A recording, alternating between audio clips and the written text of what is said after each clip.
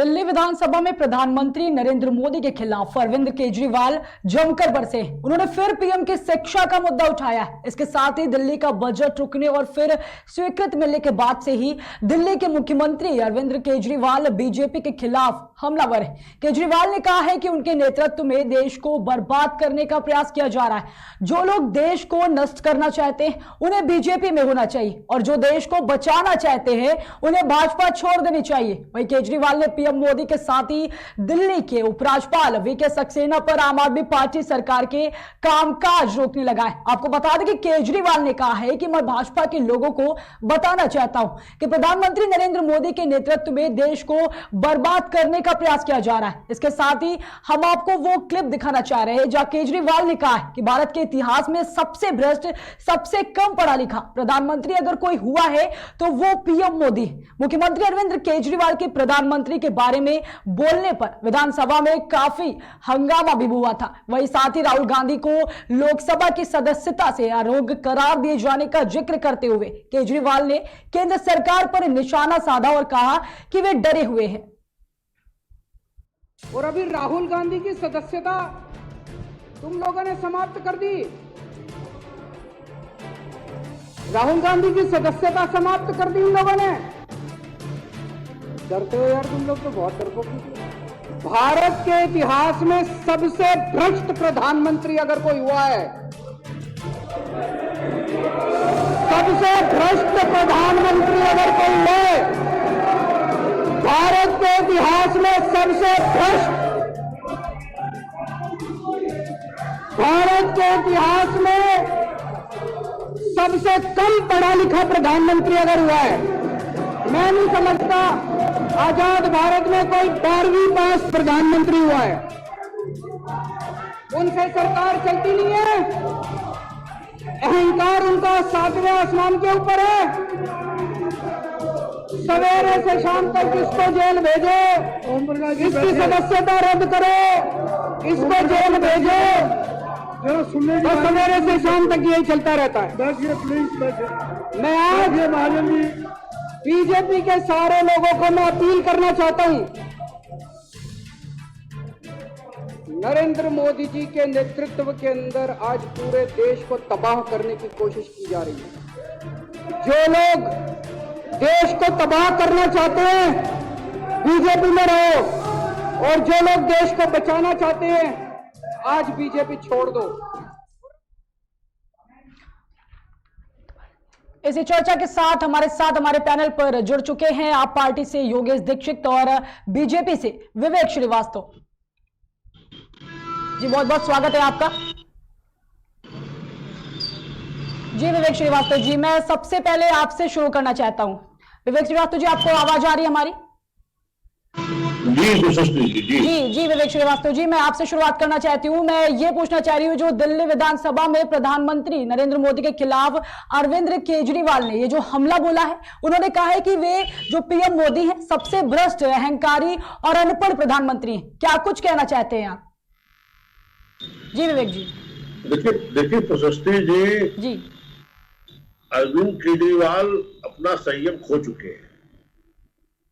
ये तिरंगा लेके निकलने वाले लोग बस आज पार्लियामेंट तक पहुंच चुके हैं जी। दो मंत्री इनके जेल में है।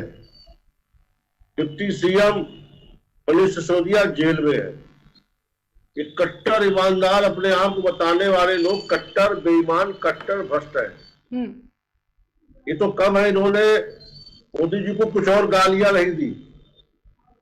इनका फ्रस्ट्रेशन, इनका जो कह लीजिए अंदर का कष्ट है वो चरम पे आ चुका है। इनकी चोरी पकड़ी गई है। ये देश के सामने बेनकाब हो गए शराब घोटाले में। सत्येंद्र जैन पिछले 9 महीने से ज्यादा समय से जेल में है। 22 बेल एप्लीकेशन रिजेक्ट हो चुकी है। ये हमने नहीं किया, ये अदालत करती है जी। और राहुल गांधी की सजा मामले से जो ज्यादा उत्तेजित है अरविंद केजरीवाल, उस कारण से कि चूंकि ऐसे तमाम मानहानि के मुकदमे अरविंद केजरीवाल के विरुद्ध चल रहे हैं जी। बहुत से मुकदमों में इसने अदालत के बाहर माफी मांग करके सुलह की है। कुछ मुकदमे अब भी चल रहे हैं जी। राहुल गांधी के इन्हीं मुकदमों में अरविंद केजरीवाल को अपना भविष्य दिखाई दे रहा है। कि अगर हमें भी सजा हो गई तो हमारी भी ये दशा होगी, सजा भी जाएगी। 2 साल के लिए भी अगर सजा होती तो 2 साल जेल में, 6 साल दीवार, पूरा राजनीतिक करियर निपट जाएगा। तो ये उस आने वाले समय से भयभीत होकर के अरविंद केजरीवाल इस तरह का विलाप कर रहे हैं।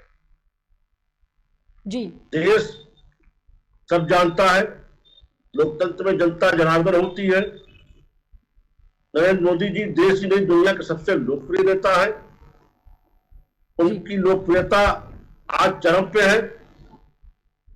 देश उनके नेतृत्व में विकास कर रहा है, नित्य प्रतिदिन आगे आगे बढ़ रहा है। और देश ऐसे मजबूत नेतृत्व को चाहता है। 140 करोड़ भारतीयों की भावनाएं अपने प्रधानमंत्री के साथ है। तो ऐसे सियारों के स्यापा करने से उनका कुछ बिगड़ने वाला नहीं है। जी जी जी योगेश जी, अब मैं यही सवाल जो है योगेश जी से पूछना चाहती हूँ। जी योगेश जी, आपको आवाज मिल पा रही है हमारी?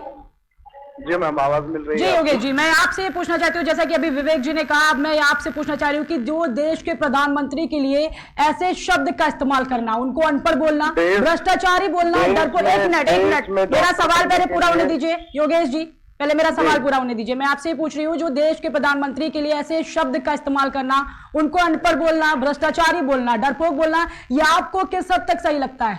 जी योगेश जी। देश में एमबीबीएस बनने के लिए, देश में इंजीनियर बनने के लिए, देश में आईएएस पीसीएस बनने के लिए एक लंबी पढ़ाई का दौर गुजरता है। लोग पढ़ाई करके बनते हैं।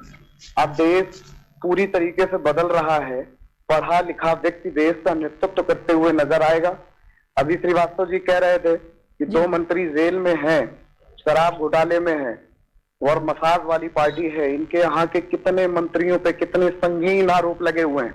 ब्रजभूषण शरण सिंह की अगर बात करी जाए, इतना संगीन आरोप खेल कूद के जगत के लोगों ने लगाया, लेकिन ये सरकार लगातार मौन होती हुई नजर आती है। खनन माफिया के तौर पे आपके येदियुरप्पा जी समेत ना जाने कितने लोग, स्वामी प्रसाद मौर्य आज जो सपा में गए हैं, इससे पहले उन्होंने क्या किया। लेकिन जैसे ही ये भारतीय जनता पार्टी में जाते हैं, ये सारे के सारे लोग कौन सा गंगा जल डालते हैं कि वहां पे शुद्ध हो जाते हैं। देश पूरी तरीके से अब देख चुका है, देश पूरी तरीके से ये समझ चुका है कि इनकी राजनीति किस ओर जा रही है। देश में जिस तरीके का माहौल बना के रखा हुआ है, कितने सारे लोग हैं। उत्तर प्रदेश के सूबे के मुख्यमंत्री साहब मंच पे खड़े होके कैसी बातें करते हैं, उप मुख्यमंत्री साहब मंच पर खड़े होके कैसी कैसी बातें करते हैं। तब इन लोगों की सदस्यता में कोई भी फर्क नहीं पड़ता, वो नजर आता है। लेकिन आज देश में विपक्ष को किस तरीके से समाप्त किया जाए, कैसे खत्म किया जाए, किसकी आवाज लोकतंत्र में दबाई जाए, वो काम भारतीय जनता पार्टी पूरे देश में करती हुई नजर आ रही है। लेकिन अब एक ऐसा नेता आपके देश में है जिसकी आज आइडियोलॉजी पूरे विश्व के पैमाने में खरी उतरती हुई नजर आती है। ये घड़ियाली आंसू बहाने वाले लोग और देश में ये बताएं कि तिरंगा लेके हम किस तरीके से जाएंगे, हमें ये राष्ट्रवाद सिखाने का काम ना करें, ये राष्ट्रवाद खुद सीखने का काम करें। पहले राष्ट्रवाद क्या है, ये फर्जी राष्ट्रवादी लोग देश को किस तरीके से बरगलाने का काम कर रहे हैं, ये पूरा देश बेहतर तरीके से जानता है। आदरणीय अरविंद केजरीवाल जी जो बात कहना चाह रहे हैं उसको समझने की कोशिश करिए कि इस देश में एडमिनिस्ट्रेशन में पढ़ाई करके कहां तक पहुंचना होता है। तो इस देश में अब पढ़ा लिखा प्रधानमंत्री होना चाहिए। आने वाले 2024 के लोकसभा चुनाव में एक अतुलनीय परिवर्तन होगा और पूरी देश में, पूरा देश देख रहा है इनके द्वारा किस प्रकार से योजनाओं को संचालित किया जा रहा है। उज्ज्वला योजना की बात ना करें, शिक्षा के बारे में कोई बात ना करे, बात किसी मुद्दे पे बात करनी नहीं है। कौन सा मुद्दा लेकर आते हैं और किस तरीके से बैठ के राष्ट्रवाद का पहाड़ा पढ़ने का काम ये लोग करते हैं। राष्ट्रवाद क्या होता है इन लोगों को राष्ट्रवाद का पता नहीं है। तिरंगा दिल में और मन में है। भारत माता की तस्वीर आम आदमी पार्टी का प्रत्येक कार्यकर्ता लेकर चलता है। इस बात को ये लोग बेहतर तरीके से समझने का काम करें। मनीष सिसोदिया जी ने शिक्षा की क्रांति लेकर आए। पूरे उत्तर प्रदेश में शिक्षा की क्रांति, पूरे भारत में शिक्षा की क्रांति दिल्ली से होकर गुजर के जाने लगी है। आज इन लोगों को चीजों को समझ में आने लगा है। बहुत सारे राज्यों में बहुत सारी सरकारें बिजली मुफ्त करने का काम कर रहे हैं। एलजी साहब को वहां लगा के अभी जो फाइल वहां की थी वहां पे अब बिजली पे किस तरीके से संकट खड़ा करने का काम करें, वो ये सारे लोग मिलके कर रहे हैं। संवैधानिक संस्थाओं को किस तरीके से बारंबार करना है, ये लोग इस बात को करना जानते हैं। और अरविंद जी जिस बात को कह रहे हैं, इस देश में अब नेतृत्व पढ़ा लिखा आएगा। अगर IAS, PCS, MBBS, doctor, SSC qualify करने के बाद में किसी स्कूल में पढ़ाने के लिए PhD करना पड़ता है, तो देश का प्रधानमंत्री पढ़ा लिखा होना चाहिए। इस बात में कोई गुरेज नहीं है और देश अब इस बात का समर्थन करते हुए नजर आ रहा है। ठीक है योगेश जी, ठीक है। मैं अब यही सवाल विवेक जी आपके पास में आना चाहूंगी। जैसा कि अभी योगेश जी ने कहा कि देश का जो प्रधानमंत्री है वो पढ़ा लिखा होना चाहिए, मैं आपसे विवेक जी ये पूछना चाहती हूँ कि देश के प्रधानमंत्री के लिए जो ऐसे शब्द इस्तेमाल किए गए हैं, अरविंद केजरीवाल ने जो ऐसे शब्दों का इस्तेमाल किया है, प्रधानमंत्री को अनपढ़ बोला है, भ्रष्टाचारी बोला है, उनको बोला है कि डरपोक का है, तो ये आपको किस हद तक सही लगता है? इसमें आपके क्या विचार है? जी विवेक जी। देखिए प्रशस्ति जी, मैंने पहले ही कहा कि अरविंद केजरीवाल जेल जाने के डर से अपना संयम खो चुके हैं। उनके दो मंत्री, वरिष्ठ मंत्री जेल में, एक 9 महीने से ज्यादा समय से जेल में है। इसकी 22 बेल एप्लीकेशन रिजेक्ट हो चुकी है। स्वामी प्रसाद मौर्य रामचरितमानस पे ऐसी टीका टिप्पणी करने का ये लोग काम करते हैं, उन पे इन लोगों की कोई नजर जाती हुई समझ में नहीं आती है। देश का एजेंडा, देश को इस तरीके से बरगलाने का ये लोग काम कर रहे हैं, 2 विचारधाराओं पे काम कर रहे हैं। मोहन ठीक है योगेश जी, एक मिनट मैं आपके पास आऊंगी। योगेश जी एक मिनट आपके पास में आऊंगी। तरीके से बरगलाने का काम देश के लिए किया जा रहा है। ये देश की जनता और युवा जितना भी है वो पढ़ा लिखा है और चीजों को समझने का काम कर रहा है। आने वाले चुनावों में धूल चटा के ही मानेगा। ठीक है योगेश जी, मैं आपके पास आऊंगी। मैं विवेक जी आपसे पूछना चाह रही हूँ, जैसे आपने कहा कि जो अरविंद केजरीवाल हैं वो जेल जाने से डर रहे हैं, मैं आपसे ये पूछना चाह रही हूँ कि वो जेल जाने से आखिर क्यों डर रहे हैं? जी विवेक जी। देखिए, मंत्रिमंडल का मुखिया मुख्यमंत्री होता है। अरविंद केजरीवाल ने बहुत बारीकी से अपने आप को बचा रखा, वो किसी फाइलों पर साइन नहीं करते जी, और अपने मंत्रियों से भ्रष्टाचार कराते हैं। उनके मंत्री भ्रष्टाचार कदाचार में जेल में है। देर सवेर राज खुलेंगे। ईडी सीबीआई ने जो पूछताछ की है उसमें सारे सूत्र अरविंद केजरीवाल तक जाते हैं। इसके अलावा जो अरविंद केजरीवाल की राजनीतिक शैली है, हर किसी के ऊपर आरोप लगाना, 6 महीने के लिए अदालत के बाहर सुलह कर लेना, आपके सारे मंत्री जेटली जी से लेकर जेल में ना मिले, बता दीजिए। अभी भी मानहानि के मुकदमे अरविंद केजरीवाल के ऊपर चल रहे हैं और राहुल 6 महीने के लिए दे दीजिए। हालिया फैसले आपके मंत्री और और ज्यादा वो सारे उसे अपनी अपना दिखाई दे रहा है। तो आप चैलेंज को एक्सेप्ट कर लीजिए। 6 महीने के अंदर अंदर सारे के सारे आपके कैबिनेट मिनिस्टर जितने हैं सारे के सारे जेल के अंदर होंगे। तो जिस दिन ईडी और सीबीआई को आप दे दीजिए, सौंप दीजिए, दूसरा दिन होगा और गिनती करना स्टार्ट कराएंगे और एक लाइन समय बोलने के लिए कहे नहीं, जिस तरीके से सुविधा होती है। नहीं, आप लोग राष्ट्रवाद बताएंगे जेल में। जी योगेश जी, आवाज आ रही है आपको? जी मैम। जी योगेश जी, मैं आपसे ये पूछना चाह रही हूँ कि ये सीएम अरविंद केजरीवाल के पीएम मोदी पर जो निशाना साधने के कई मायने निकाले जा रहे हैं, तो वही केजरीवाल ने दिल्ली विधानसभा में जिस तरह के तल्ख और सख्त जो हैं वो अपने शब्दों के इस्तेमाल पीएम के लिए किए हैं, उससे ऐसा लग रहा है कि मानो कि वो किसी मौके को लपकने की कोशिश में। तो इस पर क्या कहना चाहते हैं आप? जी योगेश जी। देश में देश के मुद्दों पे अगर कोई बात करने वाली सरकार है तो वो 2 सरकारें हैं। एक दिल्ली की सरकार है और दूसरी पंजाब की सरकार है। जो सुविधाएं दिल्ली और पंजाब के लोगों को मिल रही है, वहां लाइट बेहतर तरीके से है, वहां सड़कों की व्यवस्था सुगम रूप से है, शिक्षा बेहतर तरीके से है, अस्पताल बेहतर तरीके से, अंतिम व्यक्ति तक योजनाओं को कैसे पहुंचाना है, डोर स्टेप डिलीवरी को किस तरीके से चलाना है, जिसको वहां के एलजी साहब रोकने का काम करते हैं। जो योजनाएं एक इंसान के पास में एक राज्य में बेहतर तरीके से काम कर रही हैं, वो योजनाएं पूरे देश के व्यक्ति को मिलना चाहिए। ये भारत देश 140 करोड़ लोगों का देश है। ये योजनाएं सारे के सारे लोग लाभान्वित होने चाहिए। उस योजना को बना के कोई चीज लपकने की नहीं है। हमारी योजनाएं, हम अपनी योजनाओं के आधार पे काम करने जा रहे हैं। इनको तो टांग लगाने की आदत है ना। हमने जितनी योजनाएं दिल्ली में बनाई, हम जो योजनाएं पंजाब में हम काम कर रहे हैं, वो पूरा विश्व देख रहा है। पूरा देश का व्यक्ति चाहता है कि हर घर में साफ पानी आना चाहिए, बिजली मुफ्त मिलनी चाहिए। पैसा तो हर तरीके से आप जीएसटी के माध्यम से, टैक्स के माध्यम से लोगों से ही तो ले रहे हैं। सरकार चलती किस तरीके से?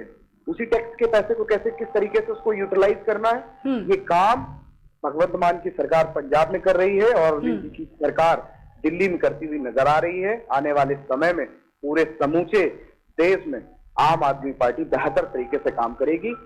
हमें कोई चीज लपकने की आवश्यकता नहीं है। जो मुद्दे हैं, जो बुनियादी चीजें हैं, हम उन्हीं को आधार बना के जनता के बीच में जा रहे हैं। ठीक है योगेश जी, मैं विवेक जी के पास जाना चाहूंगी। विवेक जी, मैं आपसे पूछना चाह रही हूँ कि केजरीवाल ने, जैसा कि अभी योगेश जी ने कहा, तो भाई केजरीवाल ने एक तरफ कहा है कि पीएम मोदी सरकार नहीं चला सकती है, वो अपने अहंकार में 7वें आसमान पर है। इसके साथ ही उन्होंने ये भी कहा है कि पीएम मोदी के नेतृत्व में देश को जो है वो बर्बाद किया जा रहा है। तो आपको कैसा लगता है? जी विवेक जी। विवेक जी, आवाज आ रही है आपको?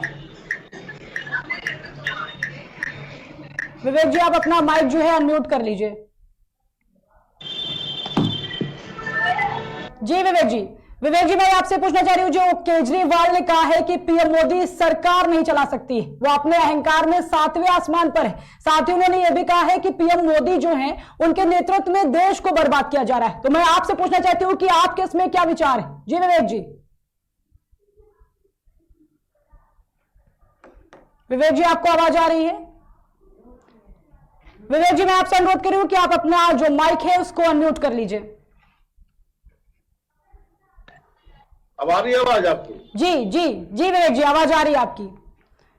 देखिए प्रशस्ति जी, नरेंद्र मोदी जी के नेतृत्व में देश उत्तरोत्तर विकास के पथ पर आगे बढ़ रहा है और कोविड जैसे वैश्विक महामारी से भी निकल करके देश आगे बढ़ करके खड़ा हुआ है। आज जिस तरह का मजबूत नेतृत्व भारत को लीड कर रहा है, उससे भ्रष्टाचारियों, देश के दुश्मनों के मन में आतंक है।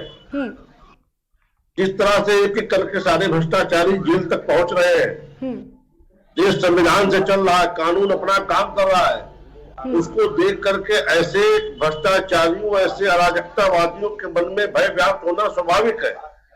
अरविंद केजरीवाल के बयान को तमाम गांधी को होने वाली सजा से भी जोड़ करके देखा जाना चाहिए। इसी तरह के मामले अरविंद केजरीवाल के ऊपर लंबित हैं। कुछ मामलों में अदालत के बाहर सुलह कर चुका, कुछ मामले उसके ऊपर अभी भी चल रहे हैं, इसमें अदालत के फैसले आ सकते हैं। राहुल गांधी किसी फैसले में उसको अपना भी खतरा दिखाई दे रहा है।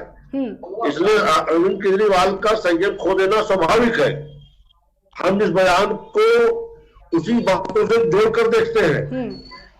देश में गरीबों के लिए काम हो रहा है, हर गरीब को छत मिले, ये सरकार का प्रयास है। रिकॉर्ड मात्रा में प्रधानमंत्री आवास योजना में गरीबों को घर दिए गए, लोग खुले में शौच ना जाए, सबको शौचालय दिए गए, उज्ज्वला योजना में गैस कनेक्शन दिया गया, 100% गांवों तक बिजली पहुंचाई गई, आयुष्मान योजना का लाभ हर गरीब को दिया गया।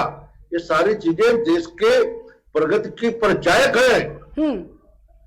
ठीक है विवेक जी, ठीक है विवेक जी, मैं आपसे एक और यही सवाल पूछना चाह रही हूँ कि ये जो 2024 के इलेक्शन नजदीक आ रहे हैं, विपक्ष जो है वो बड़े चेहरों को जेल भेज देना, क्या इस बार का ये जो 2024 का इलेक्शन बीजेपी अकेले लड़ना चाहती है? क्योंकि केजरीवाल का कहना है एक तरफ की जो बीजेपी है वो जेल के नाम से डराने का काम कर रही है, क्योंकि विपक्ष से जो बीजेपी है, उन लोगों ने कहा है कि बीजेपी सरकार पूरी तरह से डरी हुई है। तो क्या कहना चाह रहे हैं आप?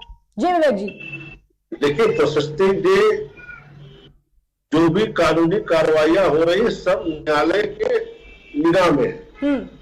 कोई भी एजेंसी किसी को अगर उठाती है, कोई पूछताछ करती है, कोई चार्जशीट दाखिल करती है तो अदालत के सामने दाखिल करती है। भारत की न्यायपालिका निष्पक्ष और स्वतंत्र है। न्याय प्रक्रिया पे इन्हें भरोसा होना चाहिए। अगर ये नहीं करते हैं तो इसका अर्थ यह है कि भारत के संविधान में इनकी आस्था नहीं है, ये अराजकतावादी लोग हैं। क्या विपक्ष में होना या किसी राजनीतिक दल का कार्यकर्ता होने मात्र से आप कानून से फुर्सत पा सकते हैं? किसी भी पार्टी का 2 रुपए का पर्ची सदस्य बन करके क्या आप कानून के पालन करने से मुक्ति पा सकते हैं? अगर ऐसा होने लगा तो देश तो अराजकता की भेंट चढ़ जाएगा। आप पद पर रहते भ्रष्टाचार करेंगे और उसके बाद जब आपको पूछताछ के लिए बुलाया जाएगा तो आप कहेंगे साहब हम राजनीतिक दल के कार्यकर्ता हमें परेशान किया जा रहा है। हम भी विपक्ष में रहे हैं, हमने भी तमाम जांचों का सामना किया है। हमारे किसी नेता के साथ कोई कार्यकर्ता धरना प्रदर्शन करने ईडी सीबीआई के दफ्तर तक नहीं गया। आखिर ऐसी क्या बात है जो अकेले जाने में डर लगता है? ये आकंठ भ्रष्टाचार में डूबे हुए लोग हैं, कट्टर बेईमान, कट्टर भ्रष्ट लोग हैं। इन्हें हम पूछताछ से घबराहट हो रही है कि हम अंदर न बैठा लिया जाए, मनीष सिसोदिया वाला हाल न हो जाए, सत्येंद्र जैन वाला हाल न हो जाए। संविधान से देश चलेगा ना। घबराहट का नतीजा जो इस तरह के जुलूम बयान दे रहे हैं कि देश संविधान से चलेगा, कानून से चलेगा और चल रहा है। संविधान से चलेगा ना कि आपकी किताब से चलेगा। आप अपनी किताब से चलाने का काम कर रहे हैं ना। ठीक है। कोई राजनीति काम थोड़ी कर सकती है आपकी। मैं कह रहा हूं कुश्ती जगत ने नामचीन लोगों ने जो गोल्ड मेडल लेके आई बच्चियां, उन लोगों ने जिस तरीके का आरोप लगाया है उस पे आपने उसके बारे में कोई भी एफआईआर दर्ज नहीं हुई है। आरोप लगाने से मुकदमे नहीं होते, थाने में जाके एप्लीकेशन देना पड़ता है। ठीक है विवेक जी, मैं आऊंगी आपके पास। तुमने उठाया कहीं नहीं। ठीक है विवेक जी मैं आऊंगी आपके पास में। मैं योगेश जी आपसे पूछना चाह रही हूँ, जी योगेश जी मैं आपसे पूछना चाह रही हूँ कि केजरीवाल के शब्दों में कहीं ना कहीं ये कहते हुए देखा जा रहा है कि जो बीजेपी है वो जेल में डाल रहे, और उन्होंने कहा है कि मैं 7 महीने में बाहर निकालूंगा। उन्होंने कहा कि बिना किसी वजह के तो जेल होती नहीं है, तो इतनी आसानी से कह देना। एक बात कह रहा हूं। एक मिनट योगेश जी, मुझे मेरा पहले प्रश्न पूरा होने दीजिए। मैं कह रही हूँ कि इतनी आसानी से कह देना कि मैं जेल से बाहर निकाल दूंगा, वो भी 7 महीने में। वही प्रशासन पर आखिर कई तरीके के सवाल खड़े हो रहे हैं। मैं आपसे पूछना चाह रही हूँ कि क्या केजरीवाल को कानून व्यवस्था पर भरोसा नहीं है? जी देश में मैं भी बात दोहरा रहा हूं, देश संविधान से चलेगा, कानून व्यवस्था से चलेगा। कानून व्यवस्था को किस तरीके से बनाए रखना है ये जिम्मेदारी हम सारे लोग बेहतर तरीके से जानते हैं। लेकिन इनका दोहरा मापदंड जो अपनाने का काम कर रहे हैं। आप एक बात बताइए, इनकी आवाज थोड़ा तेज कराइए, चल रही है, ये अरविंद केजरीवाल की सरकार चल रही है। इससे पहले आप कोई भी डिबेट, कहीं की कोई चर्चा उठा लीजिए, कभी भी किसी भी सरकार का, चाहे कांग्रेस की सरकार रही हो, चाहे भारतीय जनता पार्टी की दिल्ली में सरकार रही हो, कभी भी डिस्प्यूट हुआ, कभी लड़ाई हुई, कभी लड़ाई नहीं हुई। तो ऐसा कौन सा समय अब आ गया है कि वहां पे लड़ाई होती हुई नजर आती है? क्यों? क्योंकि वहां पे एक सरकार बेहतर काम कर रही है। दूसरी जगह फुल मैंडेट की 92 सीट लेके पंजाब में सरकार बना के हम लोग हैं। गुजरात में 5 विधायक हमारे पास हैं, गोवा में 2 विधायक हमारे पास हैं। तो अब इनसे भारतीय जनता पार्टी के लोगों से पछता हुआ नजर नहीं आ रहा है। किस तरीके से कैबिनेट मिनिस्टर के लोग, कैसे उनको जेल में डाला जाए, कैसे उनके कामों में व्यवधान उत्पन्न किया जाए। सुप्रीम कोर्ट सीधे तरीके से कहता है कि आपको बहुत सारी जगह आपको हस्तक्षेप नहीं करना है। हर जगह आप हस्तक्षेप करते हुए नजर आते हैं। डोर स्टेप डिलीवरी में, बिजली में, पानी में, सड़क में, हर बात में। एक राज्यपाल से मिलने के लिए पहली बार ऐसे समझ में आया कि मुख्यमंत्री राज्यपाल के यहाँ 24-24 घंटे बैठे रहते हैं, राज्यपाल मिलते हुए नजर नहीं आते। तो ये देश को पूरी तरीके से बात समझ में आ गई। एक बात और मैडम आपको बताऊं, इन लोगों का तो कोलोजियम सिस्टम के साथ में ही जो यहाँ के इनके कैबिनेट के मिनिस्टर है रिजिजू साहब, इनका तो वहां पे जितने भी अपने सुप्रीम कोर्ट के जज हैं उनके साथ पे 36 का भी आंकड़ा चलता हुआ नजर आना चाह रहा है जी। वहां ये हर जगह जितनी संवैधानिक संस्थाएं हैं उन पे किस तरीके से चोट पहुंचाने का काम इनको करना है वो लगातार करते हुए नजर आ रहा है। मैं बार बार कह रहा हूं, देश का युवा पढ़ा लिखा हो गया और देश इनसे ये पूछे कि 2 करोड़ जो नौकरियां देनी थी प्रत्येक साल में, सिलेंडर के दाम की जो बात अगर पूछ ले कोई, 400 का सिलेंडर 1100 रुपए में है। एक जगह से आवागमन की अगर आप बात कर लीजिए, जहां पे 50 रुपए लगता था वहां 150 रुपए लग रहा है। पूरी की पूरी हर प्रत्येक जगह मूल्य वृद्धि हो चुकी है। किसानों को कोई मुआवजा नहीं मिला, बात नहीं करेंगे अभी यहाँ पे पूरे उत्तर प्रदेश की मैं अगर मैं बात करूं तो कितना किसान आत्महत्या कर चुका है वर्तमान समय में, लेकिन उन्होंने उस मुआवजे की घोषणा नहीं करी। किसानों की फसल खराब हो जाती है, उस पर ये चर्चा नहीं करना चाहते, उस पर डिबेट नहीं करना चाहते, उनसे इनके पास में कोई रास्ता कोई उपाय नहीं है। तो देश को बरगलाने का काम कतई ना करें और अब देश पूरी तरीके से पढ़े लिखे लोगों के साथ में जो योजनाओं को बनाते हैं और अंतिम व्यक्ति तक कैसे योजना को पहुंचाना है, ये काम अरविंद केजरीवाल जी और उनकी पूरी टीम और एक एक व्यक्ति अब चीजों को समझने लगा है। बेहतर तरीके से बेहतर शिक्षा, बेहतर अस्पताल किस तरीके से हमें देने हैं वो हमारी योजनाओं पे। बाकी आप समझिए, मैं तो कई सारे राज्यों का खाका उठा के देख लीजिए, बहुत सारे लोगों ने कहा बिजली मुफ्त देंगे, कैसे देने लगे, आज तक कभी ना दे पाए, अब आज बिजली मुफ्त देने लगे कई सारे राज्यों के लोग। चर्चा ये लोग भी करने लगे, महिलाओं के लिए जो हमने वहां पे यात्रा फ्री करी दूसरे राज्यों में भी योजनाओं में आने लगा। हमने जिस तरीके से स्कूलों को बेहतर करने का काम किया, मैं आऊंगी आपके पास। ठीक है योगेश जी ठीक है, मैं आऊंगी आपके पास। मैं इसी का जवाब जो है विवेक जी से लेना चाहती हूँ। जी विवेक जी, जैसा कि अभी योगेश जी ने कहा है कि आपकी सरकार जो है वो कुछ नहीं करती है, वो सब में हस्तक्षेप करती है, और साथ ही उन्होंने किसानों के कई तरीके के मुद्दों पे सवाल उठाए। उन्होंने कहा कि उनकी सरकार कहीं ना कहीं अच्छी तरह से काम कर रही, लेकिन भाजपा सरकार जो है वो हस्तक्षेप कर रही। तो इस पर आप क्या कहना चाहते हैं? जी विवेक जी। देखिए प्रशस्ति जी, अरविंद केजरीवाल जी की सरकार इतनी अच्छी तरीके से काम कर रही है कि दिल्ली में शराब घोटाले का माल कविता जी तक पहुंच जा रहा है, केसीआर की बेटी तक इनकी टीम लगी हुई है जी। सरकार का खजाना खाली है, शराब ज्यादा बिक रही है, माल केसीआर की बेटी तक पहुंच जा रहा है। आप सीबीआई पूछताछ पढ़ा करिए, थोड़ा इतना अच्छा वर्क है। दिल्ली और उसके बाद अगर जांच का आदेश देते तो पढ़ा कर सरकार को कोसेंगे, ये भ्रष्टाचार करे, इस पर कोई जांच। विधानसभा के बजट को रोकने के काम आबकारी मंत्री जेल पहुंच जा रहे हैं, ये बहुत ईमानदार देश की जनता ईमानदार समझने का काम कर रही है। इनकी कार करने की खुशी 16 मोबाइल, तो आप लोग बता देते 16 मोबाइल बदले जा रहे हैं। नहीं आप, अरे आप जो बता दें वही, हम लोग की एक मोबाइल में बता दो वही 10 साल में कब निकल जाते हैं, या 16 मोबाइल ले जा रहे हैं। हमारे वहां वही चलने वाला नहीं है। ये सरकार चल रही है, तो ये इतनी अच्छे टीम वर्क से भ्रष्टाचार करते हैं, उसकी जांच करने में ईडी सीबीआई को वक्त लगता वो कर रही है। ठीक है, अभी हमारे ऊपर किसानों की बात करते हैं, किसान सम्मान निधि देने वाले हम, आपने उनको जेल में किसान क्रेडिट कार्ड लाने वाले हम, कौन सी तिलंग के घोषित करने वाले हम, दूसरे दल से आने के बाद हमारे से पहले केवल गेहूं, धान और गन्ने की एमएसपी हुआ करती थी, हमने तमाम फसलों के एमएसपी के दायरे में लाया। किसानों के लिए जो काम हमने किया किसी ने नहीं किया, और हम आगे भी करते रहेंगे। वापस नहीं लेना पड़ता। ठीक है, अगर आपका कानून इतना ही बेहतर था तो आपको वापस नहीं लेना पड़ता। जिस एमएसपी की अगर आप बात कर रहे हैं तो उत्तर प्रदेश में चले जाइए, आलू जो है सड़कों में पड़ा हुआ है। खबरों को अगर आपको पढ़ाना नहीं आता तो आप पढ़ के देखिएगा, समझिएगा इस बात को। मैं बार बार कह रहा हूं, देश को बरगलाने का काम मत करिए। आप एमएसपी की अगर आप बात कर रहे हैं तो आलू को कोल्ड स्टोरेज में रखने की व्यवस्था क्यों नहीं करवाई जाती है?